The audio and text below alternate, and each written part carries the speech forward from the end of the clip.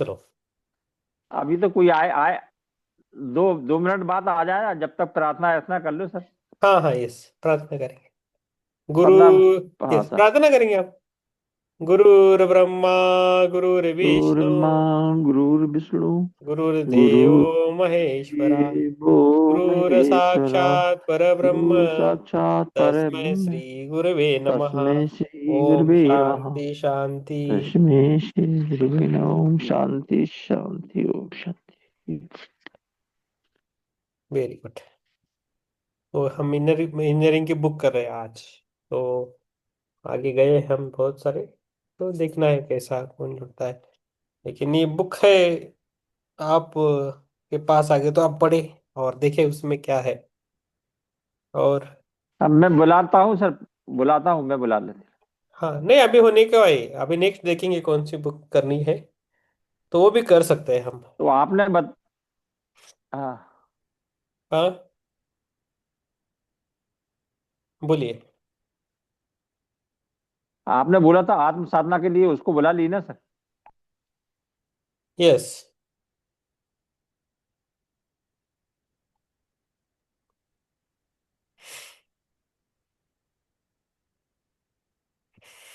करेंगे ना, उसमें क्या है। आत्म साधना आई है ना आपकी, करेंगे। हाँ, आ देखो गई है ना? हमारा आ सेवा गई, धर्म आ गई है। सर। हम करेंगे ज्ञान, ज्ञान भी करेंगे, ज्ञान लेंगे, मेडिटेशन करेंगे और आगे जाएंगे, बस ये हमारा काम है। हम मैं ऐसा हूं कि अभी कोई आए ना आए, हमारा काम चलता रहना चाहिए, बस किसी के लिए वेट नहीं करना। समय किसी के लिए नहीं वेट ठीक करता, है सर। है कि नहीं। हमारा हाँ, काम समय किसी हमेशा के लिए करना चाहिए। नहीं करता, किसी के लिए। हाँ, मैं भी नहीं रहूँ तो आप भी अपना काम करना है। तो इंजीनियर की बुक करेंगे। जी। तो मैं अभी वैसे 9:15 बज गए, 15 मिनट्स हो गए। मैं सर अभी ये स्वाध्याय कर रहा था सर। हाँ कीजिए, आपको जो, हाँ सीता है ना। हाँ, अच्छी बुक है वो। बहुत बहुत अच्छी है सर, बहुत अच्छी। मैंने 300 पेज पढ़ दिए सर इसकी। है ना। तो उस गहराई में आप तीन जाते सौ हो ना। पेज पढ़ आप जब अंदर से बात तो पढ़ते यही हो है ना। ना, तो बहुत अच्छा रहता है एक्चुअली। तो जो गहराई रहती है ना, वो रहती, वो वो जी काम आती है। चलो, मैं तो टोपी डालता हूँ। आज मैंने थोड़ा ये किया है। चलो, अच्छा रहेगा। हम इनर इंजीनियरिंग की बुक करेंगे। अभी हमारा पेज नंबर सदगुरु जी ने लिखा है, बहुत अच्छी है बुक। हम कहाँ तक आ गए थे, पेज नंबर, ऊर्जा,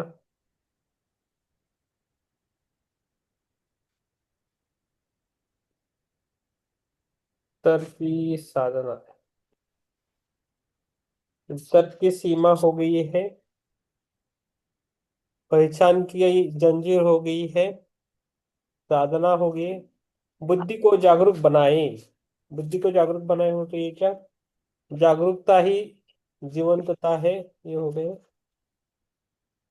विचारों से परे है प्रज्ञा, नैतिकता का बोझ भी हो गई है हमारा। यस, अभी नैतिकता का बोझ हो गई है। अभी है मन एक कल्पवृक्ष, इधर तक आ गए हैं।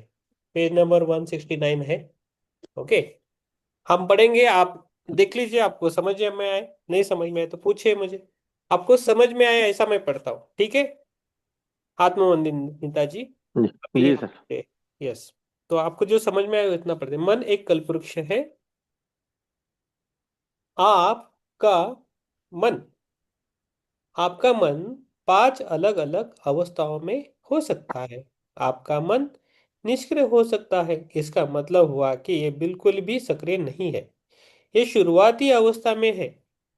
अगर आप इसे ऊर्जावान बनाते हैं तब ये सक्रिय हो जाता है, लेकिन बिखरा रहता है। आप अगर आप इसे अधिक ऊर्जावान बनाते हैं तब तब ये बिखरा तो नहीं रहता, लेकिन इधर उधर डोलता है। अगर आप इसे और अधिक ऊर्जावान बनाते हैं तो ये एक लक्ष्य पर केंद्रित हो जाता है। जब आप इसे और भी अधिक ऊर्जावान बनाते हैं तो ये सचेतन हो जाएगा। और अगर आपका दिमाग सचेतन है तो ये जादू बन जाता है, एक चमत्कार बन जाता है। तब ये परे जाने के लिए एक सेतु बन जाता है। निष्क्रिय मन कोई समस्या नहीं है। एक ऐसा इंसान जो सरल मन वाला है, जिसकी बुद्धि कुल बुला नहीं रही, उसे कोई समस्या नहीं होती। वह ठीक से खाता है और अच्छे से सोता है। जो लोग बहुत अधिक सोचते हैं, ठीक से खा नहीं सकते और ठीक से सो नहीं सकते। सरल हृदय वाले लोग दुनिया के तथाकथित बुद्धिजीवों की तुलना में अपने शरीर के सारे क्रियाकलाप काफी अच्छी तरह से करते हैं। उनके अंदर एक तरह की शांति होती है, क्योंकि खलल और गड़बड़ी पैदा करने के लिए आपको थोड़ी बुद्धिमत्ता ही जरूरत होती है। ये निष्क्रिय मन मनुष्य की तुलना में जानवर प्रकृति के अधिक निकट होता है। जिस पल आप थोड़ी ऊर्जा से भरते हैं, मन सक्रिय हो उठता है, लेकिन अक्सर ये बिखरा रहता है। कुछ लोग जब आध्यात्मिक अभ्यास की शुरुआत करते हैं, तो उन्हें मानसिक उत्तेजना से एक नए स्तर का अनुभव हो सकता है। अगर वे अनुकूल वातावरण में नहीं है, तो हो सकता है कि वे उसे संभाल न पाए। सिस्टम में ऊर्जा के नए स्तर में पैदा हुई मानसिक हलचल को वे खलल समझ सकते हैं। आजकल आजकल लोगों के अंदर एक मनोविकार फैल रहा है। उनमें हर नई चीज से डरने की प्रवृत्ति होती है, लेकिन वास्तव में वे बस निष्क्रियता से जीवंतता के बढ़े हुए स्तर की ओर जा रहे हैं। ओके, तो अभी हम पढ़ रहे हैं क्या है, मन एक कल्पवृक्ष पढ़ रहे हो योगिता जी। आपके पास बुक है तो पीडीएफ खोल सकते हैं। तो उसका जो पैराग्राफ है, पहला दूसरा तीसरा चौथा चौथा पैराग्राफ पढ़ रहे हैं।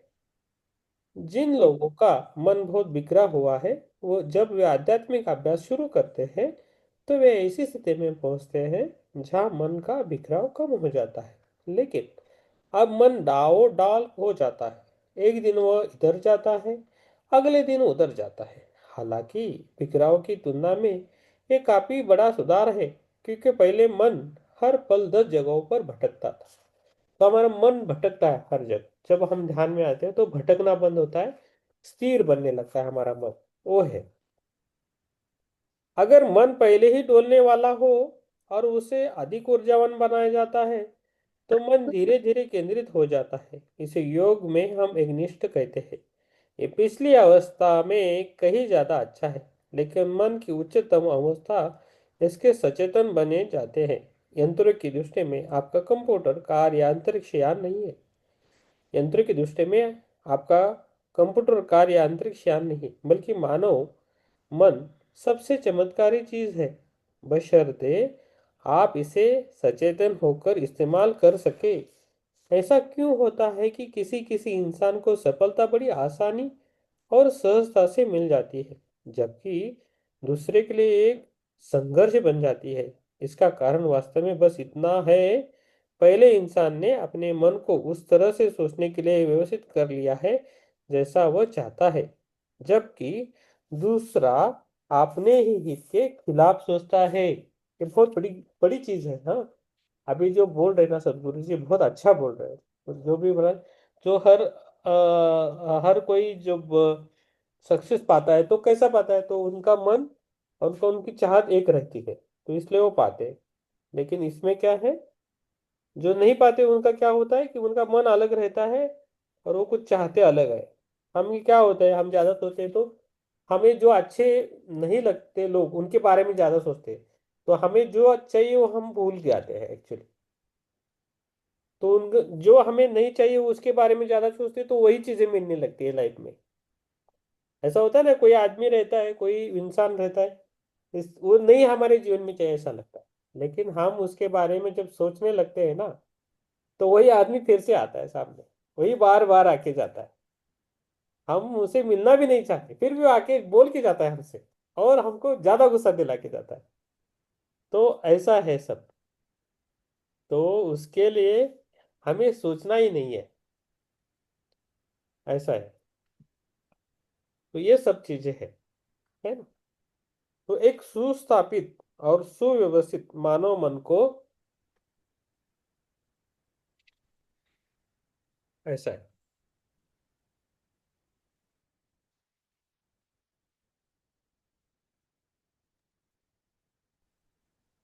एक सुस्थापित और सुव्यवस्थित मन मन को कल्पवृक्ष कहते हैं। एक सुस्थापित और सुव्यवस्थित मन एक सुस्थापित और सुव्यवस्थित मानव मन को कल्पवृक्ष कहते हैं, यानी मनचाहा वरदान देने वाला पेड़। एक सुस्थापित और सुव्यवस्थित मानव मन को कल्प वृक्ष कहते हैं, यानी मनचाहा वरदान देने वाला पेड़। इस तरह का मन होने पर आप जो भी मांगते हैं वो साकार हो जाता है। आपको बस इतना करना है कि मन को उस हद तक विकसित करें जहां एक कल्पवृक्ष बन जाए, न कि पागलपन का सूत्र। जो मन अपनी चुनी हुई हर चीज को साकार कर सकता है, योग में उसे संयुक्ति की अवस्था कहते हैं। यह संभव है से पैदा होने वाली निपुणता है। तो ये संयुक्ति संयुक्ति है, उसको बोला जाता है, संयुक्ति बोला जाता है इसको। ऐसा बोला जाता है संयुक्ति। तो संयुक्ति का मतलब है क्या?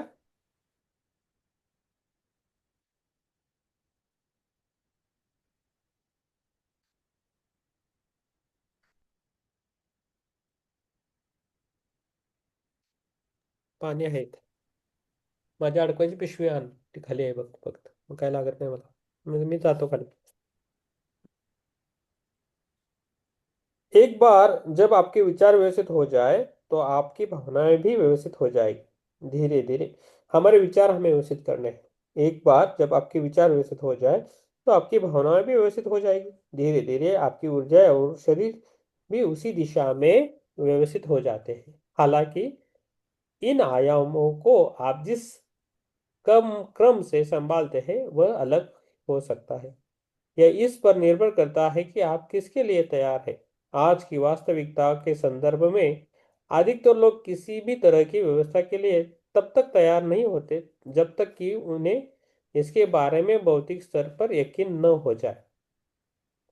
अतः एक बार जब आपके विचार, भावनाएं, शरीर और ऊर्जा एक दिशा में केंद्रित हो जाती है, तब आप जो चाहते हैं उसकी रचना करने करने और उसे उसे प्रकट करने की आपकी क्षमता अविश्वसनीय होती है।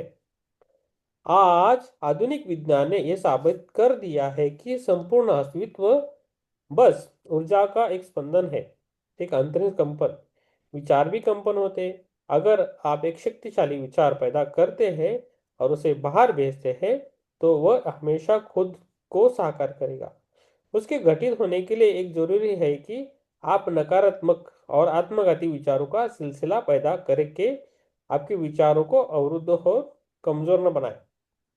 आमतौर आमतौर पर लोग नकारात्मक विचारों को दूर करने के लिए आस्था का सहारा लेते हैं। एक बार जब आप एक सोचने वाले इंसान बन जाते हैं, तब आपके मन में कहीं न कहीं संदेह जरूर उठते हैं।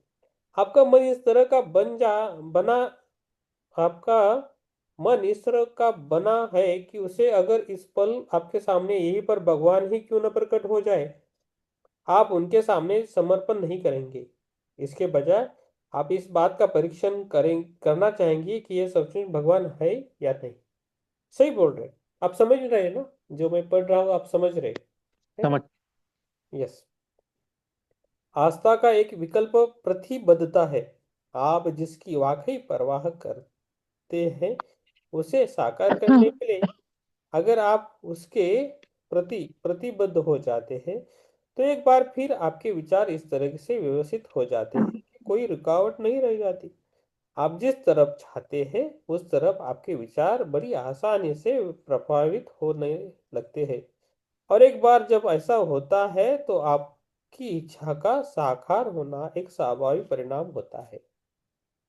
आपको जो वाकई है उसे सृजित करने के लिए आपकी इच्छा पहले आपके मन में अच्छी तरह से स्पष्ट हो जा होनी चाहिए। क्या यह वही चीज है जो आप चाहते हैं? इस बारे में सावधानी से विचार कीजिए। आपने अपने जीवन में कितनी बार सोचा, मैं यही चाहता हूँ। जिस पल आप इसे जिस पल आपने उस चीज को हासिल किया, आपको लगा कि ये तो वह बिल्कुल नहीं थी, तो पहले इसकी खोज कीजिए कि वह क्या है जो आप वाकई चाहते हैं। एक बार जब वह स्पष्ट हो जाती है, और आप उसे अपनाने के लिए प्रतिबद्ध हो जाते हैं, तब आप उस दिशा में विचार की एक अनवरत प्रक्रिया पैदा कर देते हैं। जब आप बिना दिशा बदले विचार का स्थिर प्रवाह कायम रखते हैं, तब वो आपके जीवन में एक वास्तविकता की तरह प्रकट हो जाएगा। कुछ यौगिक प्रक्रिया ऐसी है जिनके द्वारा आप बुद्धिमत्ता के एक दूसरे आयाम को स्पर्श कर सकते हैं, जिसे चित्त कहते हैं। हमने पहले इसके बारे में जिक्र किया है कि स्मृति से दूषित नहीं है। चित्त की शक्ति हासिल करने की चित्त शक्ति कहते हैं। चित्त की शक्ति हासिल करने को चित्त शक्ति कहते हैं। एक सरल और शक्तिशाली प्रक्रिया है जिसके माध्यम से आप अपने भीतर दृष्टि के एक स्रोत तक पहुंच सकते हैं।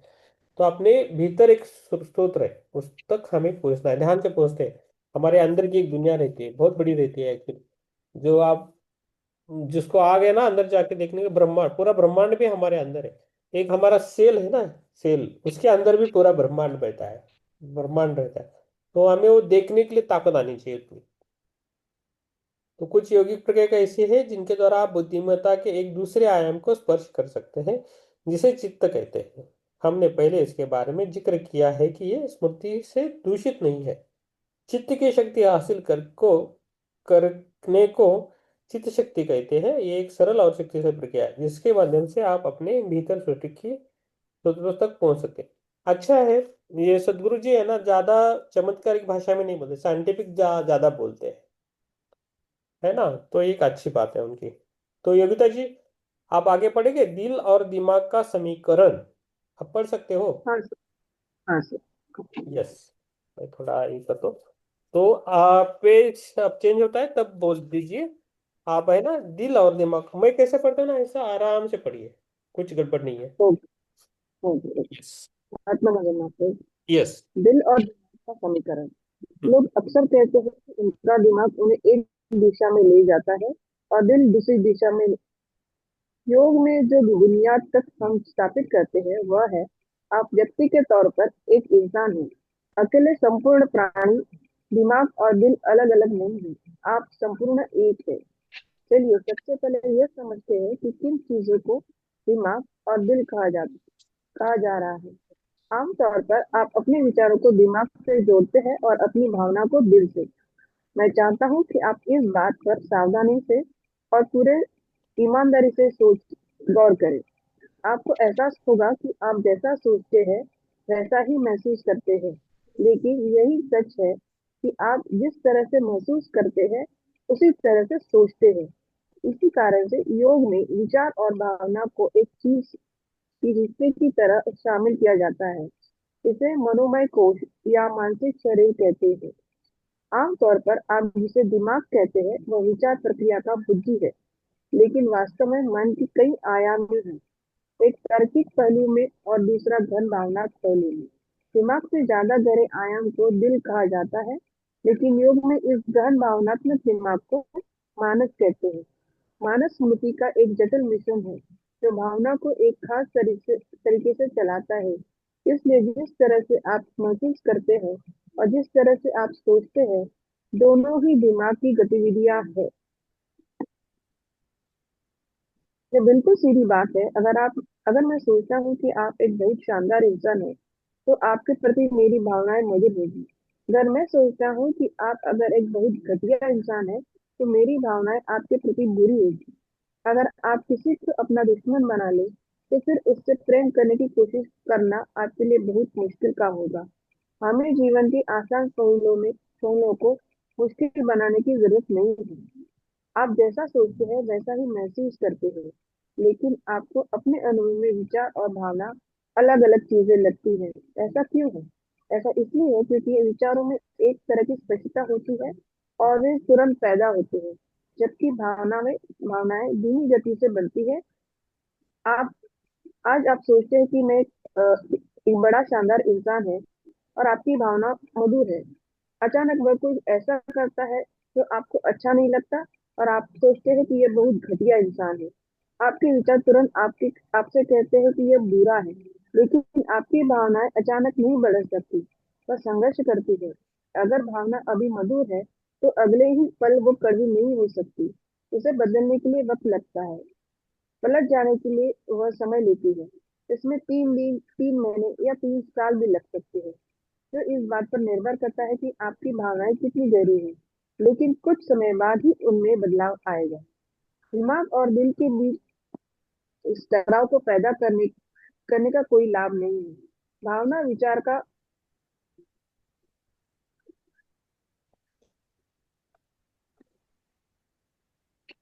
आराम से पढ़िए मैडम, आराम से। हम्म,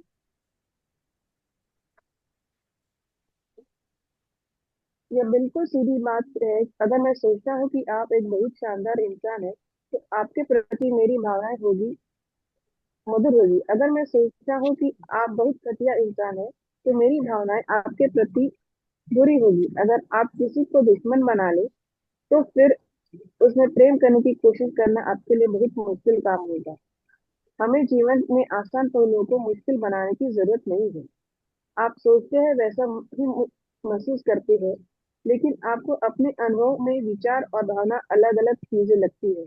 ऐसा क्यों है? इसलिए क्योंकि विचारों में एक तरह की स्पष्टता होती है और वे तुरंत पैदा होती है, जबकि भावनाएं धीमी गति से बनती हैं। आज आप सोचते हैं कि वो बड़ा शानदार इंसान है और आपकी भावनाएं मधुर हैं। अचानक वह कुछ ऐसा करता है जो आपको अच्छा नहीं लगता और आप सोचते हैं कि वह बहुत घटिया इंसान है। आपके विचार तुरंत आपसे कहते हैं कि वह बुरा है, लेकिन आपकी भावना अचानक नहीं बदल सकती। वह संघर्ष करती है। अगर भावना इतनी अधिक कभी मधुर है, तो अगले ही पलों कभी नहीं हो सकती। उसे बदलने में वक्त लगता है, पलट जाने के लिए वो समय लेती है। इसमें 3 दिन, 3 महीने या 3 साल भी लग सकते हैं। तो इस बात पर निर्भर करता है कि आपकी भावनाएं कितनी गहरी है। लेकिन कुछ समय बाद ही उनमें बदलाव आएगा। दिमाग और दिल के बीच इस ठहराव को पैदा करने का कोई लाभ नहीं। भावना विचार का बस रसीला हिस्सा है। आप उसकी मधुरता का आनंद ले सकते हैं, लेकिन यह विचार ही है जो हमेशा भावना को जन्म देता है।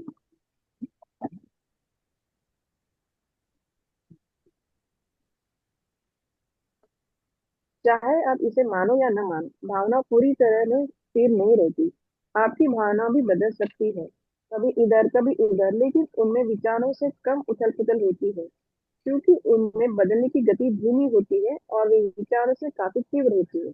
अतः अक्सर ऐसा लगता है कि विचार और भावनाएं अलग है, लेकिन ये दोनों का गलना और गलने का रस से अधिक अलग नहीं होते। ज्यादातर लोगों के अनुभव में विचार उतना तीव्र नहीं होता जितनी भावनाएं। आमतौर पर आप जितनी तीव्रता से गुस्सा होते हैं, उतनी तीव्रता से सोचते नहीं हैं।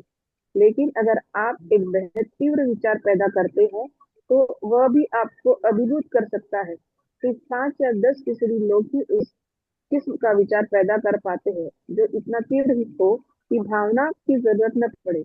90% लोग केवल गहरी गहरी भावना को पैदा कर पाते हैं, क्योंकि उन्होंने दूसरी दिशा में जरूर कोशिश नहीं की होती। लेकिन ऐसे लोग भी हैं जिनके विचार बहुत गहरे होते हैं, उनमें भावना ज्यादा नहीं होती, वे बहुत घन चिंतन करने वाले होते हैं। बेहतर यही होगा कि आप अपने अंदर को विपरीत ध्रुव पैदा न करें। यह खंडित मानसिकता और गृह युद्ध पैदा कर सकती है। विचार और भावना अलग नहीं है, एक रूखा है, दूसरा रसीला है। दोनों का आनंद लीजिए। यस। आगे पढ़ू ना सर? हाँ, आगे पढ़ना है, लेकिन थोड़ा आप थोड़े समझा सकते हो सभी को आपने जो पढ़ा है। ट्राई कीजिए मैडम, कुछ प्रॉब्लम नहीं, आराम से। हमारे विचार और भावनाएं अ, अ, भावनाएं तो हमारी बदलती रहती है शासन में। अगर हम लोग विचार करते हैं, मतलब इसमें ये फोकस किया गया है कि हम लोग मतलब भावनाएं और विचार ये दोनों एक साथ चलने चाहिए, न कि पहले विचार आए तो फिर भावना आए। हम्म। अगर हमें किसी आदमी को कोई अच्छा लगता है, तो हमारी भावनाएं उसके बारे में चलो अच्छी है, लेकिन उसके बारे में विचार बाद में आएगा। तो हम लोग को ये बैलेंस रखना चाहिए कि हमारे विचार और भावनाएं दोनों एक साथ हो। जैसे उन्होंने एग्जाम्पल दिया है गन्ना और गन्ने का जूस। दोनों अलग नहीं है, वो एक ही है। करेक्ट है। मतलब भावना और विचार हम लोग उनको अलग अलग नहीं बोल सकते, ये दोनों एक साथ ही आती है। जब हम विचार करेंगे तो भावना आएंगी, जब भावना आएंगी तभी विचार आएंगे। Am I right sir? Yes yes, correct है। यस। राम प्रसाद जी, आपको समझ में आ रहा है ना? आ रहा है, समझ में आ रहा हाँ। हाँ हाँ, योगिता मैम, थोड़ा सा आप धीरे पढ़िए। थोड़ा फास्ट होता है। नहीं तो, नहीं तो श्योर नहीं।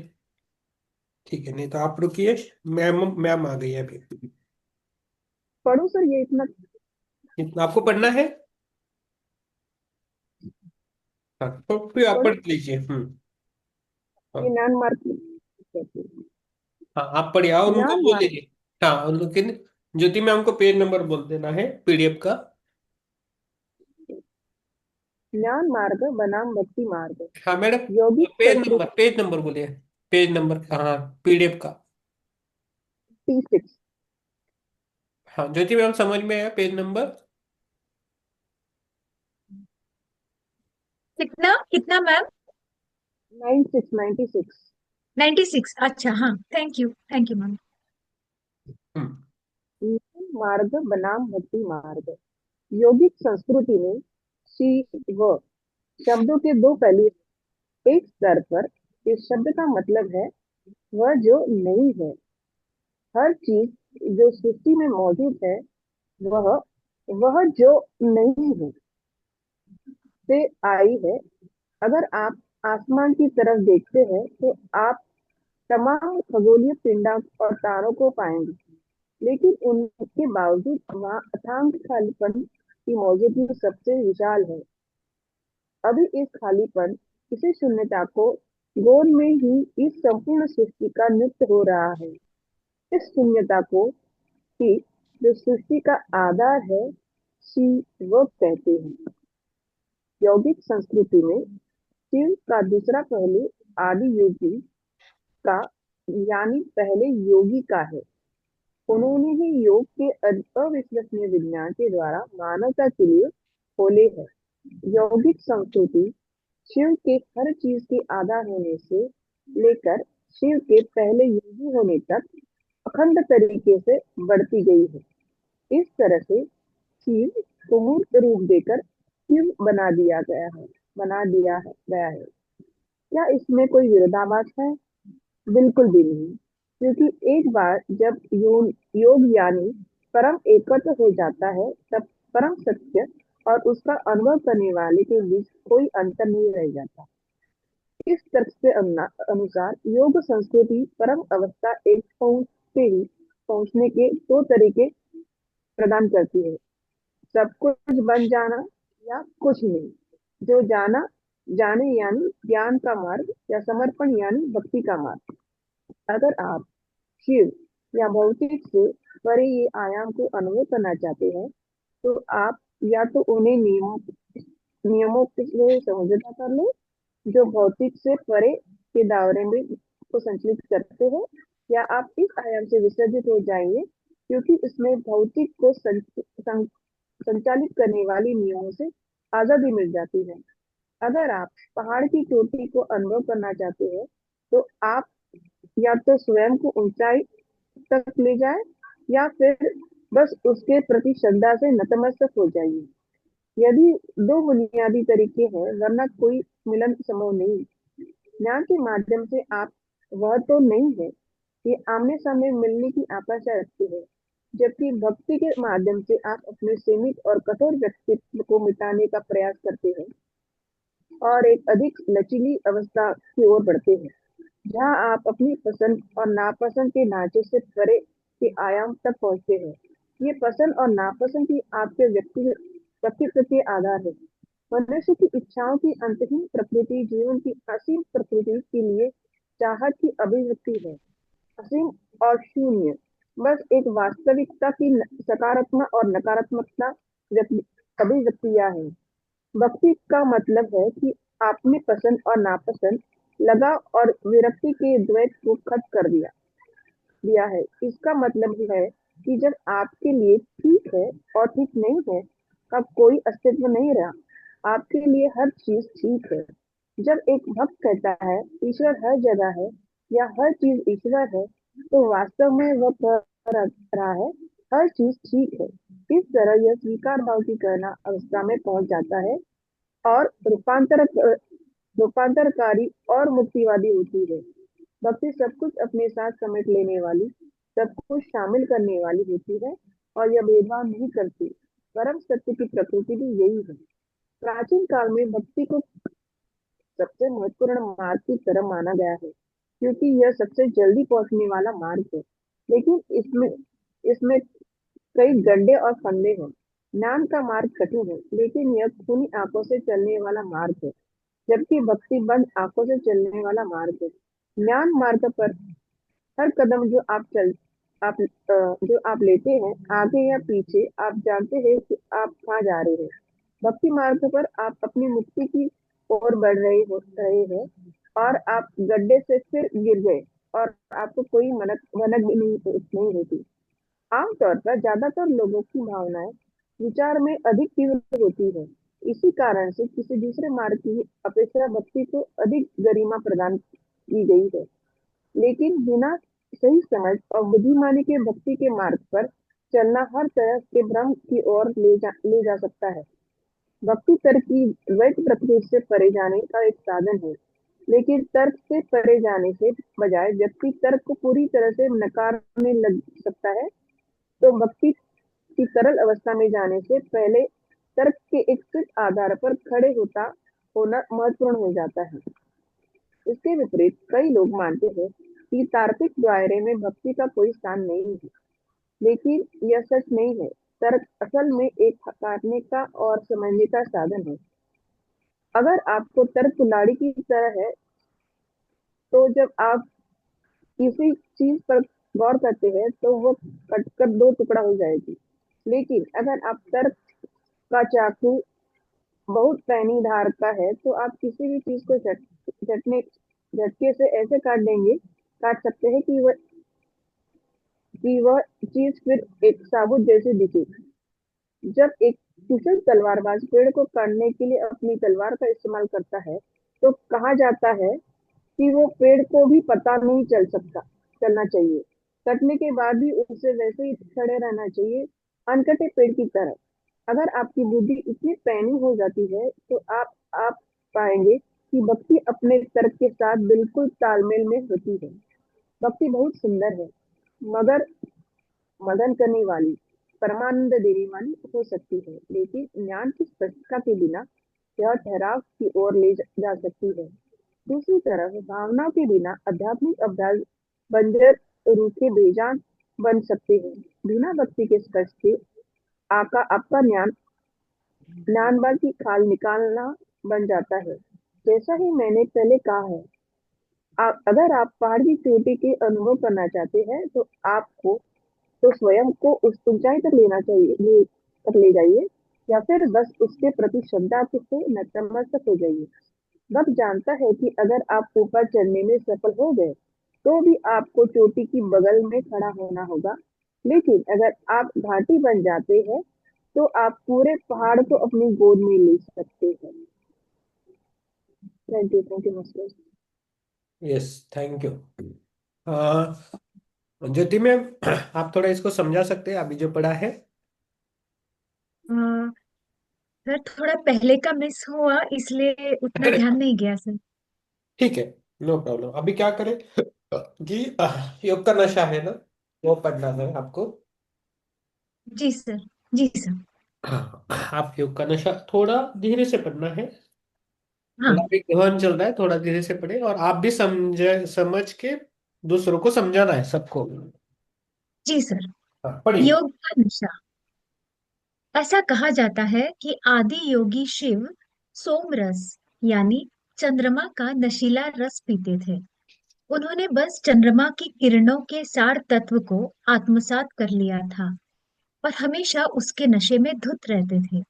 योगी सुख के खिलाफ नहीं है, लेकिन वे छोटे मोटे सुख से संतुष्ट होने को तैयार नहीं।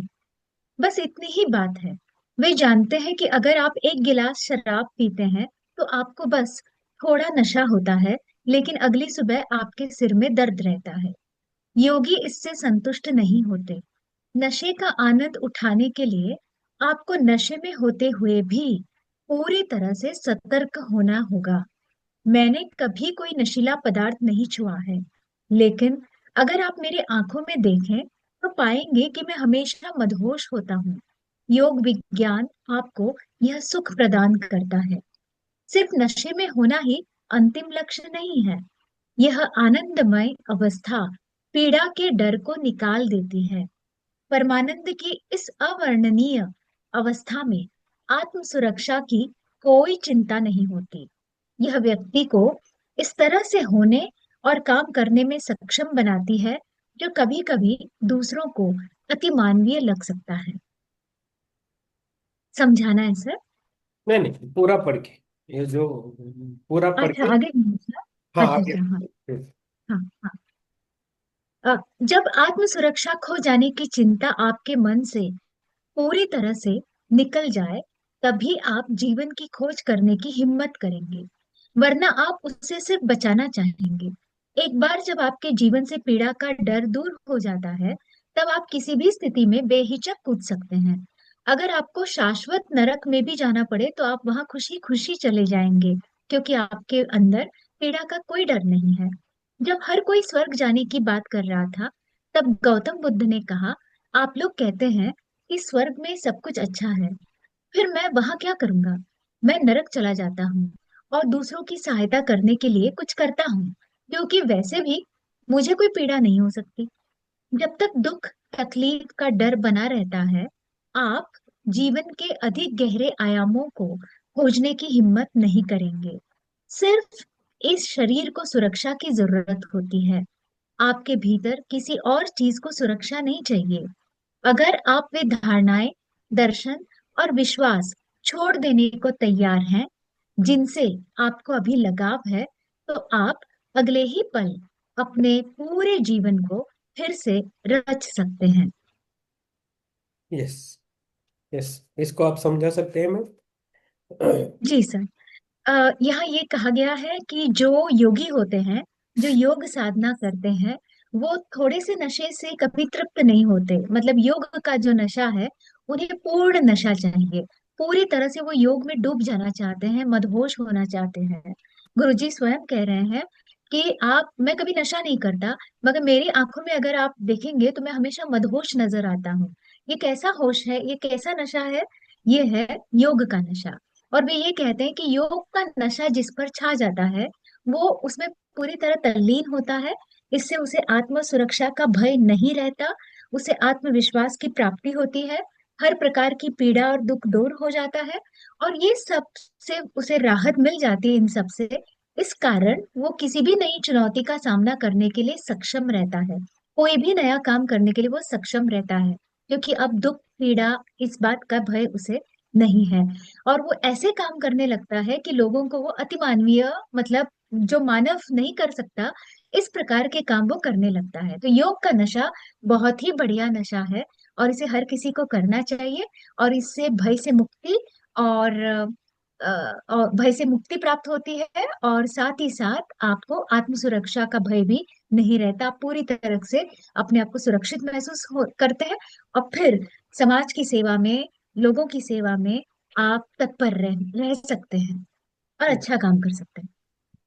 ठीक है मैम, अभी आगे बढ़ना है, प्रेम मंत्र पढ़ना है साधना तक। ओके। हाँ, प्रेम मंत्र और उसकी साधना, ये आपको पढ़ना है। साधना। इसके बाद हम जी सर। जी सर। प्रेम मंत्र। प्रेम के बारे में आपका क्या कहना है? क्या बिना शर्त प्रेम जैसी कोई चीज होती है? क्या यह दो इंसानों के बीच सचमुच हो सकता है? ऐसे सवाल अक्सर पूछे जाते हैं। एक दिन शंकरन पिल्लै एक पार्क में गए। उन्होंने पत्थर की एक बेंच पर एक सुंदर युवती को बैठे देखा। वे भी उसी बेंच पर बैठ गए। कुछ मिनटों के बाद वे उसके पास आ गए। वह दूर खिसक गई। उन्होंने कुछ मिनट इंतजार किया और फिर उस युवती के और पास आ गए। वह फिर से दूर खिसक गई। जब उन्होंने फिर ऐसा किया तो वह बेंच के बिल्कुल किनारे पर आ गई। वे उसके एकदम करीब आ गए और अपनी बाह उसके गले में डाल दी। युवती ने उनका हाथ धकेल दिया। तब वे घुटनों के बल बैठ गए। एक फूल तोड़ा और उसे युवती को देते हुए कहा, आई लव यू। मैं तुमसे इतना प्यार करता हूँ जितना मैंने अपने जीवन में आज तक कभी किसी से नहीं किया। सूरज डूब रहा था। उनके हाथ में फूल था। उन्होंने उसे प्रेम याचना की दृष्टि से देखा। सबसे बढ़कर माहौल बिल्कुल सही था। वह पिघल गई। उसके बाद प्रकृति ने अपना रंग दिखाया और दोनों एक दूसरे के साथ घुल मिल गए। शाम रात में गहरा गई। शंकरन पिल्लै अचानक उठ खड़े हुए और बोले, रात के 8 बज गए हैं, मुझे जाना होगा। वह बोली, क्या अभी? तुमने तो अभी कहा था कि तुम मुझसे इतना प्यार करते हो जितना किसी और से नहीं करते। हाँ हाँ बिल्कुल, लेकिन मेरी पत्नी इंतजार कर रही होगी। ओके। आमतौर पर, जी सर, आमतौर पर हम उन दायरों में रिश्ते बनाते हैं जो हमारे लिए आरामदायक और फायदेमंद होते हैं। लोगों को शारीरिक, मनोवैज्ञानिक, भावनात्मक, आर्थिक या सामाजिक जरूरतें पूरी करनी होती हैं। इन जरूरतों को पूरा करने का सबसे अच्छा तरीका है लोगों से यह कहना, आई लव यू। यह तथाकथित प्रेम का एक मंत्र बन गया है। खुलजा सिम सिम। इसे बोलकर आप जो चाहे पा सकते हो। प्रेम एक गुण है। यह ऐसी चीज नहीं है जिसका किसी दूसरे के साथ कोई लेना देना हो। हम जो कुछ भी करते हैं वह किसी न किसी रूप में कुछ जरूरतें पूरी करने के लिए होता है। अगर आप यह समझ जाते हैं तो संभव है कि आपके अंदर प्रेम एक स्वाभाविक गुण की तरह उपजे।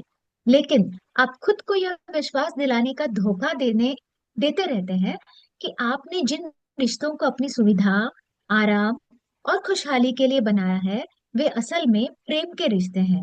मैं यह नहीं कह रहा कि उन रिश्तों में प्रेम का अनुभव बिल्कुल नहीं होता, लेकिन वह कुछ हद तक ही होता है। इससे फर्क नहीं पड़ता कि कितनी बार प्रेम की घोषणा की गई है। अगर कुछ उम्मीदें और जरूरतें पूरी नहीं हुई तो चीजें बिखर जाएंगी। यह वास्तव में परस्पर लाभ योजना बन गया है। शर्तों पर प्रेम और शर्त रहित प्रेम जैसी कोई चीज नहीं होती। शर्तें होती हैं या प्रेम होता है। आप जब प्रेम की बात करते हैं तो इसे बिना शर्त का ही होना होगा। जिस पल कोई शर्त आ जाती है उसी पल यह बस लेन देन बन जाता है। हो सकता है कि यह सुविधाजनक लेन देन हो सकता है कि यह एक अच्छा इंतजाम हो, लेकिन वह आपको तृप्ति नहीं देगा या वह आपको एक दूसरे आयाम में नहीं ले जाएगा। वह बस सुविधा के लिए होता है,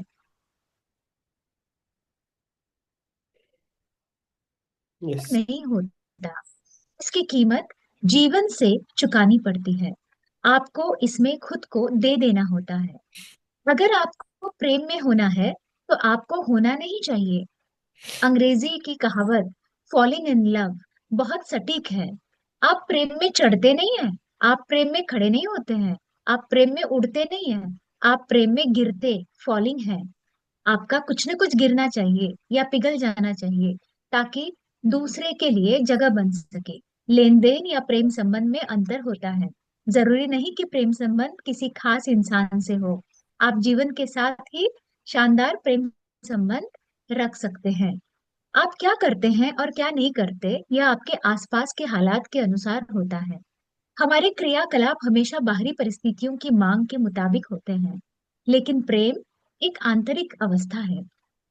आप अपने भीतर कैसे हैं यह वह निश्चय ही बिना शर्त का हो सकता है। प्रेम के क्रियाकलाप समय के साथ उबाऊ और तनावपूर्ण बन सकते हैं। आपको एहसास होना चाहिए कि प्रेम कोई ऐसी चीज नहीं है जो आप करते हैं। प्रेम आपके होने का तरीका है। साधना। प्रेम कभी दो लोगों के बीच नहीं होता, यह आपके भीतर होता है और आपकी आंतरिकता को किसी दूसरे व्यक्ति या चीज का गुलाम होने की जरूरत नहीं है। इसे 15 मिनट के लिए आजमा कर देखिए।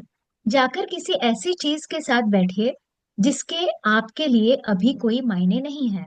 यह एक पेड़ हो सकता है या एक पत्थर या एक कीड़ा। कुछ दिनों तक इसे लगातार कीजिए। कुछ दिनों बाद आप पाएंगे कि आप उसे भी उतने ही प्रेम से देख सकते हैं जितना कि आप अपने पति या पत्नी या माँ या बच्चे को देखते हैं। शायद उस कीड़े को इसका पता न हो, पर उससे कोई फर्क नहीं पड़ता। अगर आप हर चीज को प्रेम से देखते हैं तो आपके अनुभव में सारी दुनिया खूबसूरत हो जाती है। Yes, very good, very nice. आप कुछ, थैंक यू सर। यस, कुछ समझाना चाहते हो तो समझा सकते हो। जी हाँ। यहाँ प्रेम की बात की गई है। अक्सर हम ये समझते हैं कि प्रेम दो लोगों के बीच की चीज है, या पति पत्नी हो, प्रेमी प्रेमिका हो, माता पिता, बच्चा, जो भी है, उनके बीच की एक ये है, डोर है। पर ऐसी बात नहीं है। वे कहते हैं कि ये जो जिसे हम प्रेम समझते हैं, जो दुनिया के जो रिश्ते हैं जिसमें हम मानते हैं कि ये प्रेम है हमारे बीच, ये अक्सर प्रेम नहीं होता। ये अपना काम चलाने के लिए रिश्ते बनाए हुए होते हैं, और इससे हमें फायदा होता है। जिस चीज में हम लाभ देखते हैं, मतलब भैया है तो सुरक्षा करेंगे, पिताजी है तो सुरक्षा करेंगे, माँ है तो खाना देंगी, और कोई है तो और कुछ करेगा, मैं उसके लिए ये करूंगी। तो ये जो लेन देन का जो मामला है, इसे अगर आप इसे सुविधा कहते हैं, प्रेम नहीं। प्रेम क्या है? तो वो कहते हैं कि प्रेम जीवन है। यस। जीवन से आप प्रेम करो, जीवन की हर चीज से आप प्रेम करो, तो हर चीज आपको खूबसूरत लगने लगेगी। इसके लिए कोई दो व्यक्ति या दो चीजें होने की आवश्यकता नहीं है। मतलब, और फिर ये कहते हैं कि इसमें कोई शर्त ना हो, कोई सुविधा की बात ना हो, बस होने के लिए प्रेम हो। और फिर एक बहुत अच्छी और खूबसूरत बात उन्होंने ये कही है, किसी भी कीड़े से, प्रकृति से, इंसान से, खुद से, जीवन से प्रेम होने के लिए आपको किसी चीज को पिघलाना पड़ता है। इसलिए फॉलिंग इन लव की बात उन्होंने की है, कि चढ़ना नहीं है, उतरना नहीं है, कुछ नहीं है, वहां पे गिरना है। गिरना क्या है? पिघलना है। अंग्रेजी में जिसे क्रश कहा जाता है, ईगो, अहम, अपने भीतर जो अहम है, जब उसको आप पिघला देंगे तो वो खत्म हो जाएगा, और फिर जगह बन जाएगी किसी नई वस्तु के अपने भीतर प्रवेश करने के लिए। तो ये अहम है, स्वाभिमान है, बहुत सारे अहंकार हैं जो इन सारी चीजों को होने से रोकते हैं। तो अहम को हटाओ और प्रेम करो जीवन से। Very nice, thank you ma'am. तो धन्यवाद सर। एक तो चीज हमें समझ में आ गई कि प्रेम जो है वो हमारे भीतर है, हमारे जी भीतर है। सर। ना ही दो लोगों में है, ना ही दो सोल्स में है। तो जी अहम आता है ना, तो जो युवक युवती जो प्रेम करते हैं, एक तरफ से प्रेम करते हैं, तो एक क्या बोलता है, आई लव यू, और उसी टाइम उसको ये चाहिए होता है कि वो लड़की हो या लड़की लड़का हो, वो भी उसको आई लव यू बोले। तो वो हो गया लेन देन, कि मैं तुमको चाहता हूँ, तुम मुझे चाहो। वो चाहती है तो ठीक, नहीं चाहता ही हो या चाहता हो तो बाद में मुश्किलें बनती है। मीन्स एक तो नाराज हो सकते हैं, या झगड़ा करेंगे, या एसिड फेंकेंगे बाद में, ये सब चलता है ना। तो हाँ हाँ। है ना, तो ये इसमें अहम आता है और ये होता है। तो हम हर एक चीज से प्रेम कर सकते हैं। एक प्रेम की व्याख्या तो अलग अलग है। एक माँ का प्रेम रहता है, एक भाई बहन का प्रेम रहता है, सबका प्रेम रहता है। लेकिन सबसे गहरा प्रेम है गुरु शिष्य का प्रेम रहता है। उससे परे कुछ मुझे तो लगता है बहुत कम है। गुरु शिष्य का प्रेम बहुत है, लेकिन उसके ऊपर भी हम जाए तो हर एक चीज से हमें प्रेम करना चाहिए, वो हमें चाहे या ना चाहे।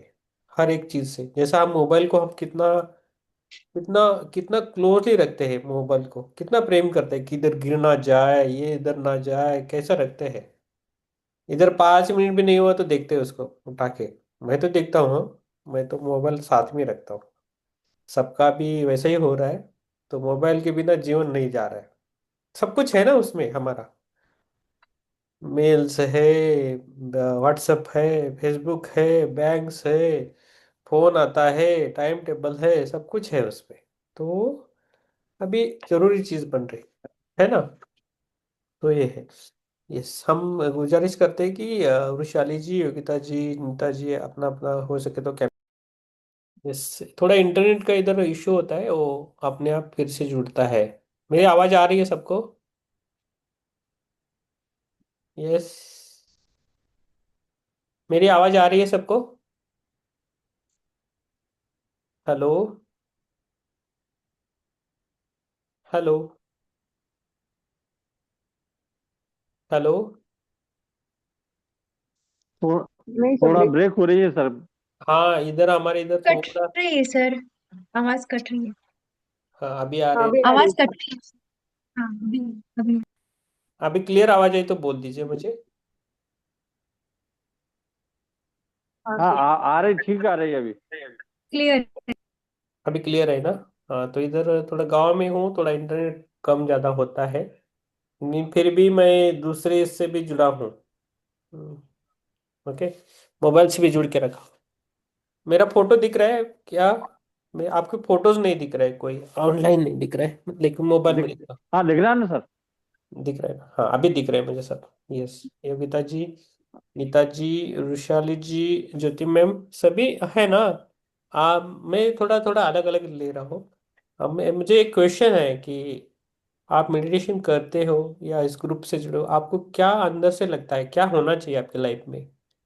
वो आप ओपनली भी बोल सकते हो या मुझे मैसेज कर सकते हो। तो ओपनली बोला तो बहुत अच्छा रहता है। जो हम अभी जो पढ़ रहे हैं, एक हमारा अंदर मन है, मन और हमारी चाहत जो है वो एक होनी चाहिए। हम मैंने भी बहुत मिस्टेक्स की है लाइफ में पहले। मीन्स मेरे अंदर कुछ होता था और मैं बोलता कुछ अलग था। तो इससे क्या होता है, वो सक्सेस मिलता नहीं है। तो हमें जो चाहिए अंदर से ना, वो ही बोलना चाहिए एक्चुअली, तभी वो मिलना लगता है। बाहर भी वैसे ही आना चाहिए, तो हम वो ब्लॉक करते हैं ना तो माइंड।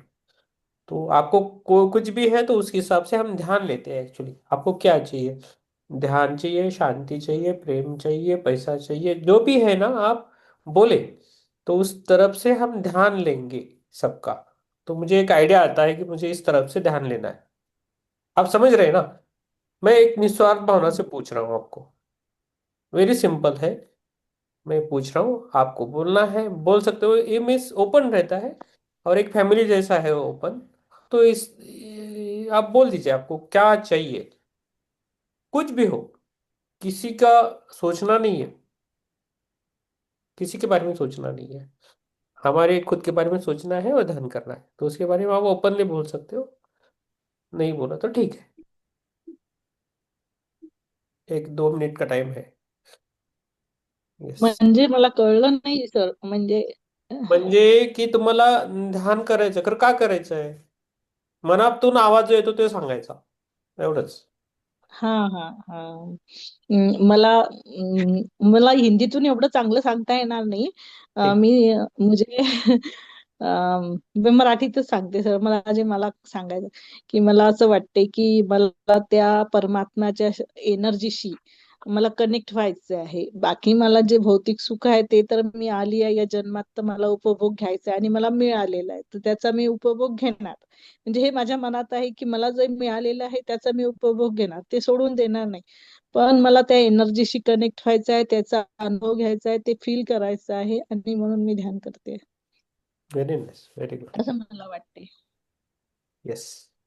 आणि ती मला ध्यान म्हणजे त्या परमात्म्याशी, त्या एनर्जीशी कनेक्ट व्हायचं म्हणजे मला पूजा करणे किंवा भजन कीर्तन किंवा उपवास करणे हे मला नाही आवडत. पहिलेपासूनच मला पूजा वगैरे फार काही आवडत नव्हतं.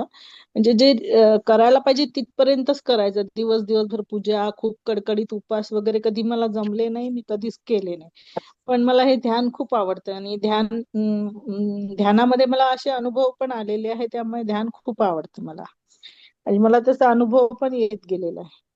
हम्म. तर मला असं आहे. आता माझे मिस्टर आहे ना सर, ते अभ्यास करतात. खूप अभ्यास केला त्यांनी, म्हणजे रिटायर झाल्यानंतर हम्म. अम, खूप अभ्यास केला, शरीरशास्त्राचा केला, सगळ्या सगळ्या ओम पासून सगळ्याचा खूप अभ्यास करतात. आता इथे भगवद्गीतेला ऐकले, ते ज्ञानातून त्या मार्गाकडे गेले. म्हणजे ज्ञान घेतलं त्यांनी सगळं, त्या विषयाचं ज्ञान घेतायत ते. खूप वाचन करतात, सगळं करतात. हम्म. भरपूर. पण मला ते अभ्यास करून भक्ती मार्गाकडे न वळता मला डायरेक्ट असं यांनी ध्यानाने जायचंय. ओके, थँक्यू, समझ ले madam, thank you, thank you, very good. Yes, Hiral ji, हमने क्वेश्चन पूछा है सबको कि आपको ध्यान क्यों करना है और इस ग्रुप में आप क्या चाहते हो, ध्यान ध्यान से आपको क्या पाना है आपको लाइफ में। तो हम उस हिसाब से ध्यान लेने की कोशिश करेंगे। तो नीता मैम ने लिखा है, मुझे ध्यान चाहिए एक ग्रुप के साथ जो ध्यान चाहते हैं। ओके, ये तो जनरल है, लेकिन आपके अंदर से कुछ आवाज आती है कि क्यों चाहिए ध्यान, वही पूछ रहे हैं हम। तो आप बोल सकते तो मुझे मैसेज भी कर सकते हैं। आपको सबको नहीं बताना है तो मुझे डायरेक्टली मैसेज कर सकते हैं, और सबको बोल दे तो भी अच्छा है। यस, राम प्रसाद जी आप बोल सकते हैं। मैं तो आत्मोन्नति चाहता हूँ sir. Yes, perfect answer, very good. Single line में, यस। यस, शर्मी बोला हिरल और जी। आप और आपको मनाने की प्रार्थना करता हूँ। वो तो आप करते हैं, बहुत अच्छा है। वो बढ़िया है। Yes, Jyoti ma'am, Vivek. Yes,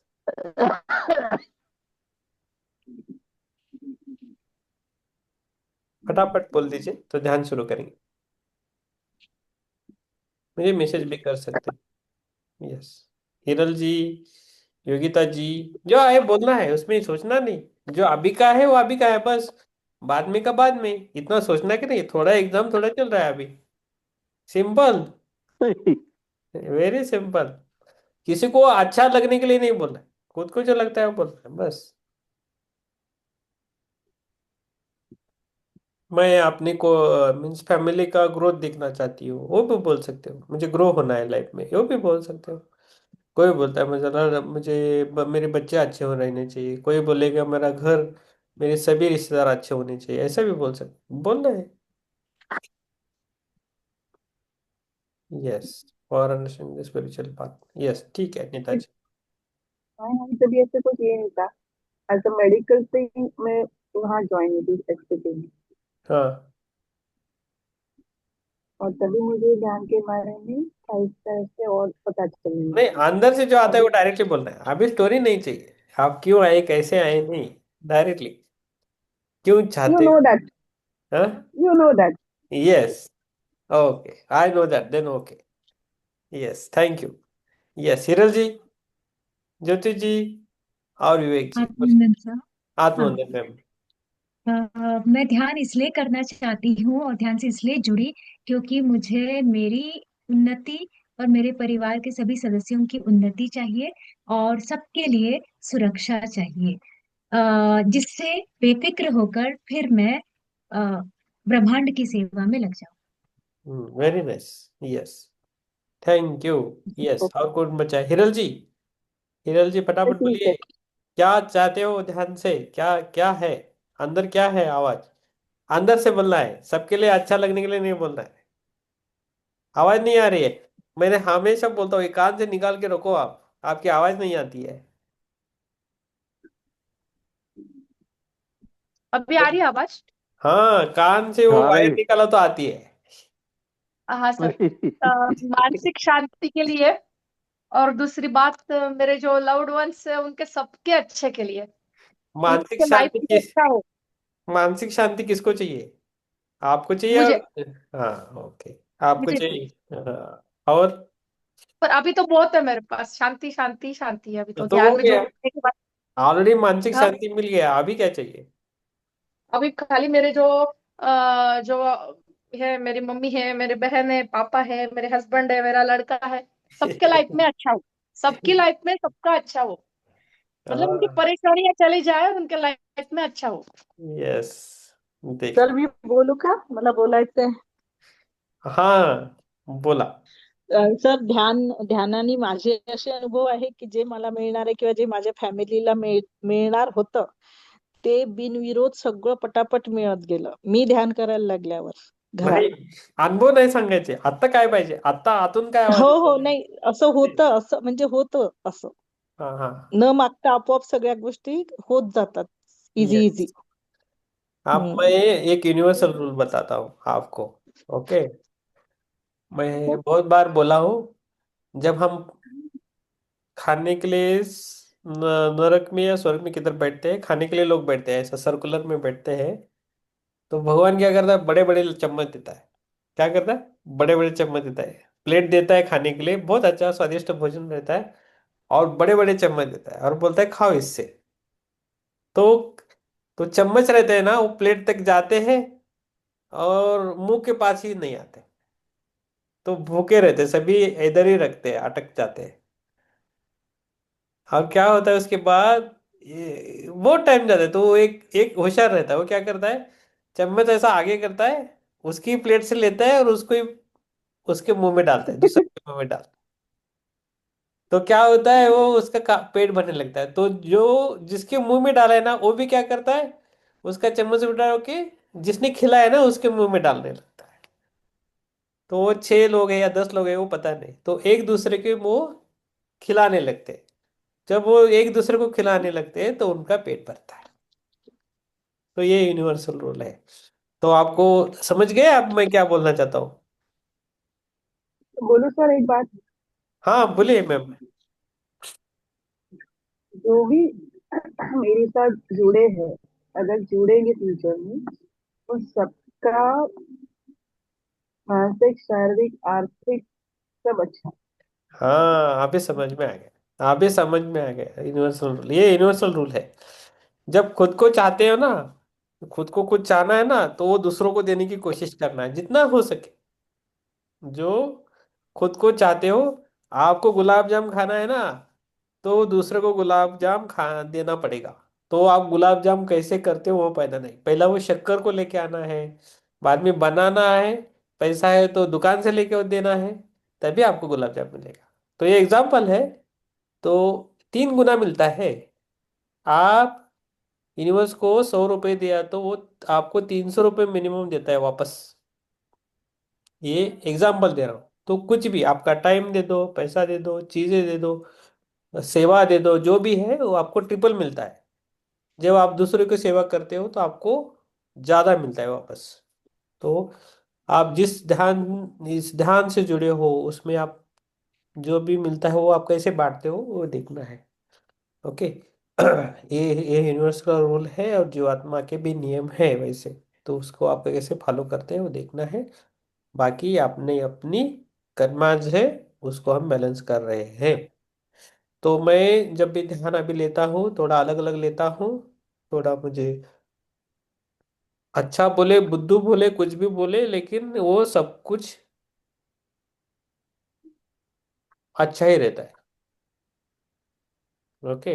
you sir today, yes sir today we get experience. क्या बोलना चाहते हैं हिरल जी? नहीं, आपने बोला ना, जब हम किसी को बिना स्वार्थ कोई सेवा देते हैं, मतलब यूनिवर्स को भी देते हैं, निस्वार्थ कोई विचार से नहीं, तो हमारे तरफ वो निश्चित 4 गुना लौट के आता है। कल ऐसा ही हुआ। हाँ। हमने स्टेशन से आए ना, मतलब मैं बोलना नहीं चाहती हूँ कि दिया, बट हमने जहाँ पे आए स्टेशन से ना, तो वहाँ पे एक बाबा थे, तो मेरे हस्बैंड ने उनको ऐसे ही गाड़ी लगाया था ना, तो उनको बहुत टाइम हो गया, हम बोल के तो गए, पर 10 मिनट से 2.5 घंटा हो गया, गाड़ी वही पड़ी थी। फिर आते से उन्होंने कुछ मांगा नहीं बाबा ने, बट मेरे हस्बैंड ने उनके हाथ में 50 रुपीज थमा दिए कि नहीं, इट्स ओके, गाड़ी पड़ा था, और ध्यान तो मतलब ध्यान रखने के लिए नहीं बोला, पर फिर भी दे दिया कि चलो, ना बोल रहे थे वो लेने के लिए। पर आज जैसे वो आए तो सुबह उनको मतलब 40,000 से अबव अर्निंग हो गई, कि नहीं चलो, हमारा जो भी है अर्निंग हो गई करके। तो मैंने तुरंत उस चीज को भी ग्रेटिट्यूड दिया, मैंने बोला देखो कि हम लोग सोच रहे थे कि हमारा अगला भी जो आएगा, कुछ भी ट्यूशन है, कुछ भी है तो पे करना है, तो वो सामने से आ जा रहा है। अच्छी बात है, बहुत अच्छा है। जो भी तो ऐसा वो करता तो है, एक्सपीरियंस आता है, हाँ। वो एक एक और एक स्टोरी है ना। अर्जुन, अर्जुन कृष्णा को पूछता है, आप आप इसको कर्ण का क्यों हमेशा नाम लेते हो, उसे ही क्यों आप ये बोलते हो कि सबसे दानी है, सबसे अच्छा है, वो क्यों बोलते हो? तो हमें क्यों नहीं बोलते, मैं भी सब कुछ करता हूँ, हम भी है ऐसा करते हैं। तो बोलो ठीक है परीक्षा लेते हैं। अर्जुन को बोलते, श्री कृष्ण जी बोलते चलो, वो उसको सुबह लेके जाते हैं और स्नान गंगा में स्नान करके आओ, बोलता है तो चलो ठीक है। लेके बोलता है, उसको बोलता है अभी ये जो 2 पहाड़ है ना वो सोने के हैं और तुमको अभी सोना बांटना है गरीब लोगों को, बोलता है अर्जुन को। अर्जुन को तो बड़ी समस्या आती है, अरे इसको कैसा बैठना करते हैं, तो उसको सिस्टम लगाता है, नियम लगाता है, और सबको थोड़ा थोड़ा देने लगता है, गरीब लोगों को बुलाता है, सब कुछ करता है वो। और ये वो पहाड़ रहते हैं ना वो खत्म नहीं हो रहे, तो परेशान होता है अर्जुन। उसको तो महादानी बने, तो मैंने तो सबको दिया, अभी महादानी भी बन गया, लेकिन पहाड़ तो खत्म नहीं हो रहे बोल रहे हैं। तो श्री कृष्ण हंसने लगते हैं। तो वो बोलता है ठीक है। अभी दूसरे दिन बुलाता है, दूसरे दिन कर्ण को बुलाता है और अर्जुन को बोलता है तुम भी साथ में रहो या दूर से देखो कुछ तो होगा। तो कर्ण को बोलता है तो चलो। तो वही उसको भी देता है, उसको दो पहाड़ और एक भी देता होगा। उसको बोलता है अभी ये दो तीन पहाड़ है तुम्हारे हैं, सोने के हैं और तुम गरीबों को देना है, ऐसा बोलते हैं। तुम्हें क्या करना है वो करने बोलते हैं। तो ठीक है बोलते हैं कर्ण। तो कर्ण क्या करता है, सभी गरीब लोगों को बुलाता है, इकट्ठा बुलाता है उसको कुछ दान करता है। तो ठीक है बोलते हैं। तो सभी जमा होते हैं और एक कर्ण बोलता है उन सभी को, ये जो पहाड़ है ना, इसमें सब सोने के पहाड़ है, ये सब आपके हैं, आप लेके जाओ बोलता है और उधर से निकल जाता है। तो इसमें क्या समझ में आया हमें स्टोरी में? उससे लगाव नहीं रखता है दान देने में। हाँ, तो ये हो गया दान का। तो किसी भी चीज में हमें लगाव नहीं रखना है, किसी भी चीज में। ना प्रेम में भी लगाव नहीं रखना है, जिम्मेदारी में ना किसी में भी लगाव नहीं रखना है। जब आप लगाव को पकड़ते हो तो फंस गया जाता है। कौन फंसता है? हम भी फंस जाते हैं। अभी इस मेडिटेशन सेक्टर में भी है ना, ऐसा लोग कर रहे हैं, लगाव में फंस रहे हैं। मुझे चाहिए, मैं करना चाहता हूँ, मैं करनी चाहती हूँ, मुझे चाहिए, ये करना है वो करना है। वो कौन फंस रहा है? हम ही लोग फंसे। तो हमें फंसना है, तो ये बोलता है ये तुम्हारा है, तुम लेके जाओ बस। तो हम एक दूसरे की सहायता करने के लिए आते हैं, ध्यान करते हैं। लेकिन जब मेडिटेशन के बाद आपकी दिन दिन भर की जो दिनचर्या है ना, वो मायने रखती है। आप किस भावना से दिन आपका गुजार रहे हो। जिम्मेदारी तो सबकी है, तो किस भावना से आपकी जिम्मेदारी चल रही है उसको आपको देखना है। तो आपको समझ में आया तो ठीक है, नहीं समझ में तो ठीक है। हम अभी ध्यान करेंगे और किसी को क्वेश्चन है तो पूछ सकते हो। ध्यान के बाद आप आपके अनुभव शेयर कर सकते हो, ठीक है। और किसी को प्रश्न है किसी को?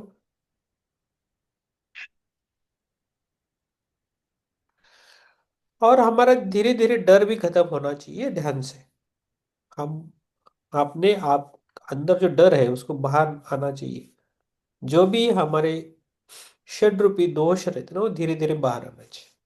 तो हम और अच्छे बनेंगे, ठीक है। तो आएंगे, वो धीरे धीरे टाइम लगता है, आएंगे। पूरे शिद्दत से ध्यान करना है बस। आपको सब कुछ मिलता है। आप स्ट्रेट फॉरवर्ड रहो, यूनिवर्स भी स्ट्रेट फॉरवर्ड रहेगा।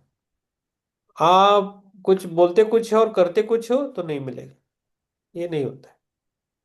किसी को भी लाइफ में सक्सेस नहीं मिलता है। वो बोलते हैं ना, लता मंगेशकर क्रिकेट खेलने के लिए जाती तो वो सिंगर नहीं बनती, और सचिन तेंदुलकर गायक बनने के लिए जाता तो कभी वो बैट्समैन नहीं बनता। तो एक एग्जाम्पल है। तो हमें जो अंदर लगता है वो हमें बोलना आना चाहिए डायरेक्टली। मन में कुछ भी नहीं रखे। भाव भाव भी मैटर करते हैं बहुत। जो अंदर के भाव मैटर करते हैं। उसके आगे आगे हमारा जो काम है वो भाव पे करेंगे हम, सद्भाव के ऊपर। भाव क्या है, सद्भाव क्या है, इमोशन क्या है, हमारे इमोशन कैसे रहने चाहिए लोगों के लिए, उस पे हमें सक्सेस मिलता है। कल भी हमने ओशो जी का लिखा, थोड़ा बोला था, सुनाया था भी। ओशो जी क्या करते हैं, ओशो जी क्या, उनके बहुत विचार अच्छे हैं, कुछ विचार हमें लेने चाहिए उनसे। 1 लाख के ऊपर उन्होंने बुक्स पढ़ी है ओशो जी ने, है ना। तो उनके बहुत अच्छे विचार है। ठीक है, टाइम जा रहा है, अब ध्यान के लिए बैठेंगे। ओके, चलो। आप थोड़ा टाइम पे आने की कोशिश कीजिए। हम आज 9:15 तक वेट कर रहे थे, राम प्रसाद जी और मैं। थोड़ा ट्राई कीजिए, यूनिवर्स को बोले कि जल्दी मैं आऊं। नहीं तो घड़ी में मोबाइल में अलार्म लगाइए 8:50 का। तो अब आप आ सकते। वृशाली की बात, वृशाली मैम की बात अलग है, वो दोनों तरफ से करके आती है, उन्होंने बोल के रखा है, वो बहुत होशियार है। टाइम पे आते हैं बराबर। यस, ठीक है, हम ध्यान में बैठेंगे। जिसको चाहिए, हमें थोड़ा बहुत समझ में आ गया, उसी हिसाब से ध्यान होगा। जो मुझे लगता है वो रिकॉर्ड होगा, जो नहीं लगता है वो नहीं रिकॉर्ड होगा। ठीक है, ठीक है।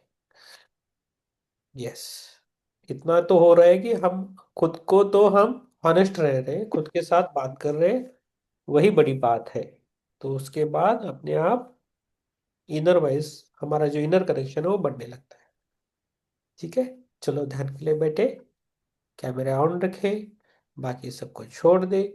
इस दुनिया को एक सोल है, एक पवित्र आत्मा है, एक अच्छी आत्मा है। हम इधर हैप्पी और सुख में रहने के लिए आए हैं। जो भी हमारी जिम्मेदारी है उसको निभाने के लिए आए हैं। जो हमें जो चाहते हैं उसको हम हासिल करके रहेंगे। हम कुछ सीखने के लिए आए हैं, कुछ सेवा देने के लिए। जो भी हमसे बनता है वो करने के लिए आए हैं। करना है हमें लाइफ में। आराम से बैठे ध्यान के लिए, जो होता है उसे होने दीजिए, बस वही है। थोड़ा अलग ध्यान करेंगे, इसका हम बाद में डालेंगे यूट्यूब पे। जिसको समझ में नहीं आया फिर से यूट्यूब देख सकते हैं आराम से।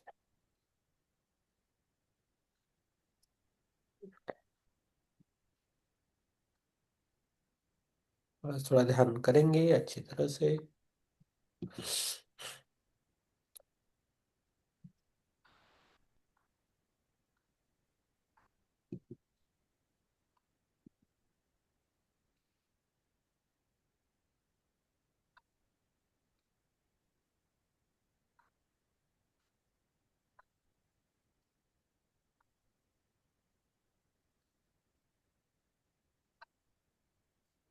आराम से बैठना है, सांसों के ऊपर ध्यान देना है।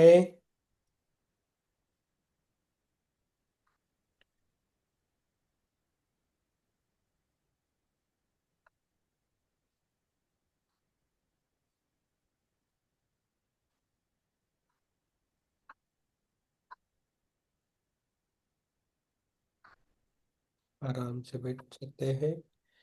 धीरे धीरे हम जाएंगे ध्यान में।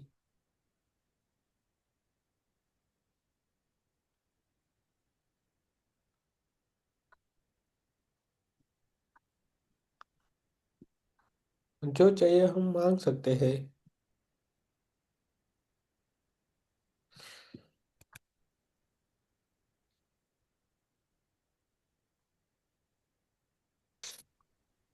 पहला पहला हनुमान जी का लगाते हैं। हाँ, बाद में वराह का लगाया था। उसके बाद हमने काल भैरव जी का लगाया। तो ये सभी एनर्जेटिक है, ओल्ड है। कहाँ से मिलते पता नहीं, अपने आप आते हैं तो लगाते हैं। थोड़ा सोच समझ कार्य से करते हैं। ठीक है। तो थोड़ा एनर्जेटिक है ये सभी मंत्र, तो उसके साथ होता है। Yes, Jyoti ma'am.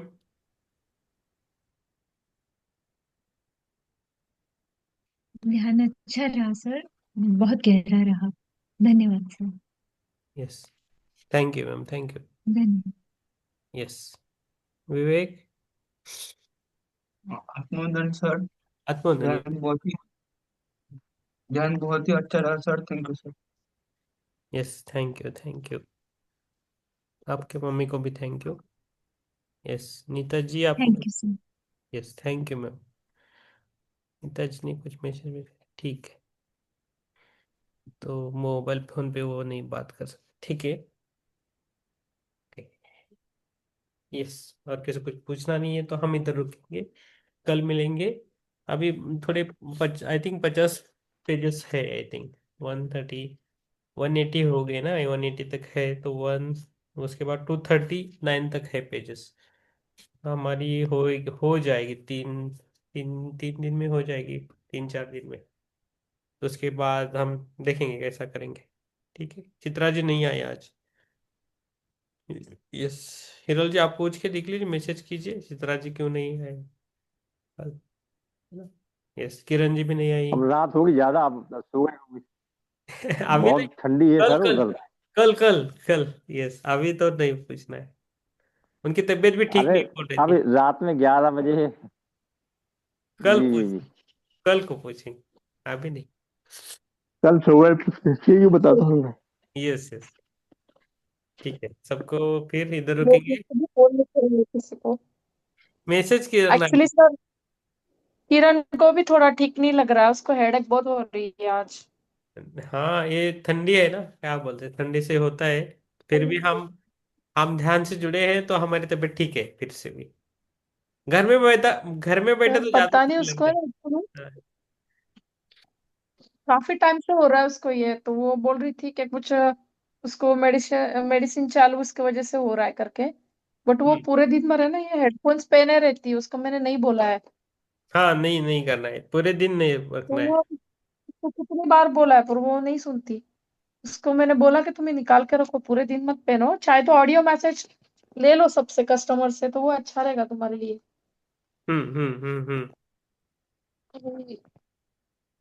ओके,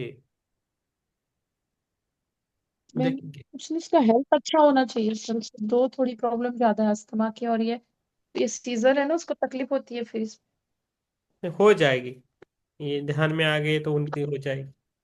आप वो नहीं ज्यादा आज कुछ कर पाए नहीं तो होता हम, हाँ, यूट्यूब पे डालते हैं, उनको देखने के लिए बोलो। हम्म। हाँ। ठीक है। हाँ सर। यस, चलो रुकेंगे फिर यहाँ। सबको शुभ रात्रि, कल मिलेंगे। ठीक है, 9 बजे। Thank you so much. हाथ बंधन सर। Yes, thank you. शुभ रात्रि सर। शुभ रात्रि सबको। यस, मैं यूट्यूब पे डालता हूँ, देखिए। यस, शुभ रात्रि।